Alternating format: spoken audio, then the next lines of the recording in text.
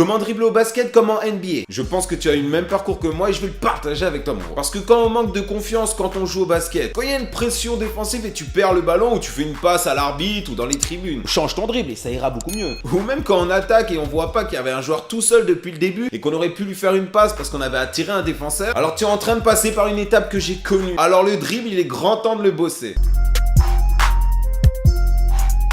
Et reste bien jusqu'à la fin parce que tu vas découvrir des choses que tu as clairement jamais vues.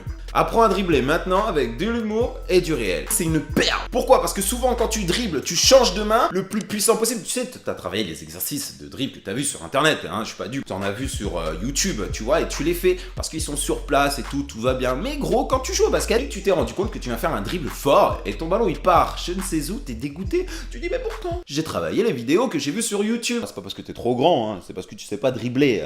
Mais il y a quelques petites différences et quelques petits trucs à changer. Tu prends ton ballon, tu le mets assez loin et tu viens claquer un dribble vraiment fort pour le ramener vers toi. Ok? Tu le fais fort, ramène-le vers toi. Parce que quand tu vas attaquer qu'il y a un défenseur et que tu vas vouloir t'arrêter, tu vas te retrouver dans cette situation-là en fait. Et oui, il n'y a pas de secret gros. On se rapproche le plus possible de la situation de match pour que quand tu t'arrives en match, ça soit easy coquette, je sais pas comment on dit. Bout des doigts, pas la paume, surtout pas. Donc tu vas arriver, clac, tu tapes fort. Et puis après, ce que tu peux faire, parce que si tu reviens comme ça, moi je te conseille vraiment, c'est de ramener ton ballon derrière le dos. Mais vraiment fort aussi. Clac, clac. Donc ça, c'est vraiment quand l'exercice, déjà tu l'as déjà fait plusieurs fois, ok, dans la semaine. Et vraiment, t'es plus à l'aise. Hein. Viens pas essayer de le faire tout de suite et te démotiver et puis arrêter directement.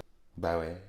C'est des exercices où tu vas avoir de réels résultats. Je me vois, c'est trop stylé. Je me vois en même temps, les gars. Donc là, ce dribble là, si tu regardes bien, on fait in-out. 1, 2, 3, boum, le quatrième derrière. 1, 2, 3, 4 derrière. Donc sur ce dribble là, les gars, ce qui est très important, ne viens pas dribbler ici avec la paume. Donc ça, c'est un truc de base pour surtout les débutants.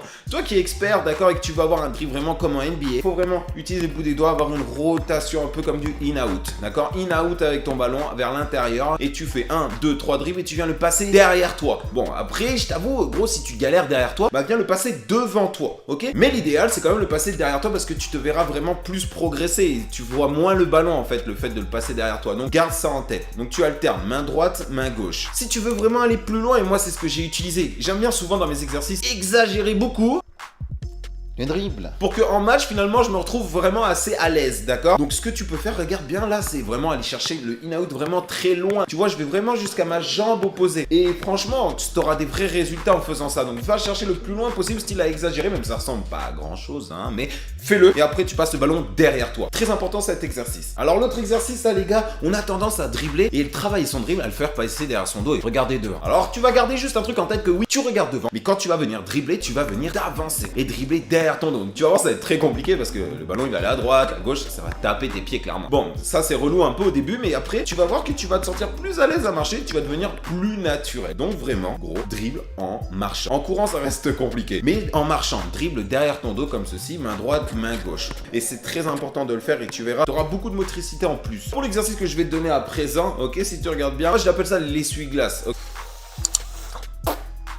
Ok, moi je préfère l'appeler comme ça, surtout avec les jeunes, c'est mémotechnique et ils aiment bien avoir des trucs pas trop compliqués ou je ne sais quoi, donc l'essuie-glace. Ok, tu viens chercher de gauche à droite à une main, ok, tu fais 1, 2, 3, 4 dribbles et tu viens la chercher derrière le dos, ok. Interne, externe, voilà. Quand tu la passes derrière le dos, il faut que ton dribble il soit puissant. Ne viens pas rester 1, 2, 3, 4. Oh, j'y arrive, il est facile. Non, tu vas voir qu'il va être beaucoup plus compliqué si tu viens vraiment chercher, d'accord, et sortir de ta zone de confort et claquer vraiment un dribble puissant derrière. Dribble puissant. Puissant le dribble. Puissant le dribble. Parce que quand tu vas arriver vers ton défenseur, pas derrière, tu vas être puissant. Très très puissant. On regarde bien devant comme ça, on s'habitue pas à baisser la tête et être comme un haricot magique là. Hein. Donc non, alors on vient vraiment regarder devant et vraiment un dribble puissant quand on passe le ballon derrière. Bien sûr, comme tout à l'heure, si tu as du mal, tu le passes devant toi. Alors cet exercice là les gars, tu le fais sur place, devant, derrière. Ok, toujours regarde devant. Le ballon bien sur le côté. Ok, pourquoi? Ben parce que si tu viens le faire déjà dans tes genoux, bah gros, tu vas perdre le ballon parce que ça va taper tes genoux. Donc non, on dribble bien sur le côté. Je conseille vivement de le faire en te déplaçant. Pourquoi? Mais parce que tout simplement quand tu joues au basket,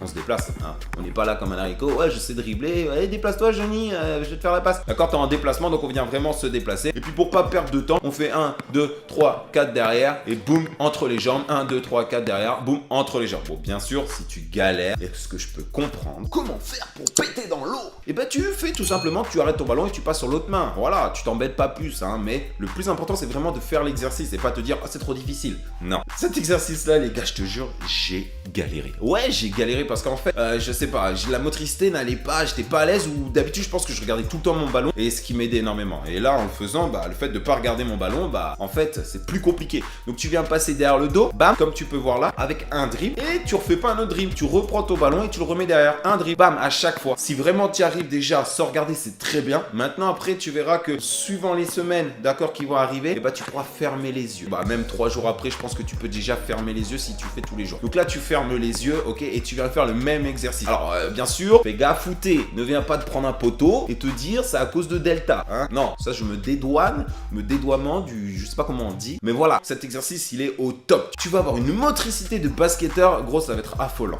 je t'assure. Ensuite, tu sais, si t'as une main en mousse, si ton ballon il part, si quand tu viens faire des dribbles un petit peu, ça va à droite, à gauche, moi je te conseille vivement, d'accord, de venir attraper le ballon comme ça, là, le serrer un petit peu pour vraiment capter ton ballon beaucoup plus. Donc ça, c'est un exercice qui est très utilisé. Je pense que celui-là, au moins, vous l'avez déjà vu. Donc viens le faire plusieurs fois, ok, bam, bam, bam, bam, bam. Et aussi, il y a une autre alternative. Donc là, petit dribble comme ça, pour échauffer les doigts. Vraiment au bout des doigts. Ne viens pas te tromper et faire la paume parce que là, ça va être compliqué. Et puis après, tu vas dribbler sur les pieds. Tu vas être sur le banc, en fait.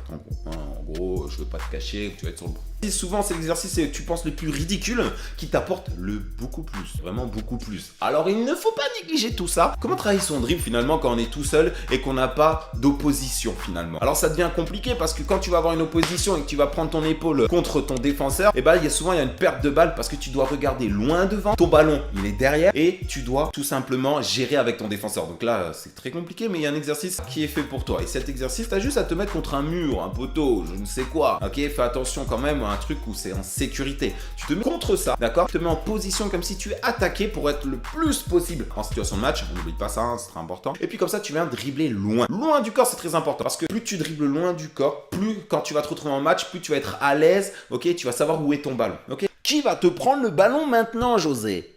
Tu fais exactement ça et c'est très important et je t'invite à respecter ça, s'il te plaît. Si je me permets de te fournir une vidéo avec autant de qualité, c'est parce que dans mon autre vidéo Comment sauter plus haut, vous étiez nombreux à liker et vous abonner. Tu n'étais pas obligé, mais comme tu as donné de la force, alors je continue à te donner de la qualité. Donc à toi de voir. Si tu veux de la qualité, tu sais ce qu'il te reste à faire. Mais tu es libre de faire ce que tu veux. Ciao. La mouche, c'est bon. Non mais oh, casse sa tête, la mouche.